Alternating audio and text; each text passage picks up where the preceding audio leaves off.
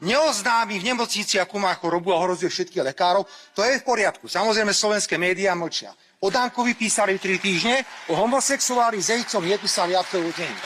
Poslanec za Progresívne Slovensko Tomáš Helebrant čelí trestnému oznámeniu od Žilinskej nemocnice. Opozičné hnutie tvrdí, že premiér Robert Fico vedel o kroku nemocnice skôr ako samotný exposlanec. Jasne, chápem. A vám sa nič nestalo po tej zdravotnej stránke? Nie, nič. Takže všetko Nie, v poriadku. absolútne. Zranil som sa veľmi a potreboval som Môžete sa ošetriť. povedať, či som Nie, chcel nemôžem zavolať povedať. záchranku? Nechcel som o tom hovoriť, ale je pravda, že som bol na ošetrení a mal som vylomené zuby. Pozrite sa, ak je poslanec stíhaný za to, že mimo pléna nafúka alebo spôsobí dopravný prostriedok, myslím si, že je najvyšší čas sa baviť o jednej veci. Neoznámi v nemocnici, akú má chorobu a ohrozuje všetkých lekárov, to je v poriadku. Samozrejme, slovenské médiá mlčia. O Dankovi písali 3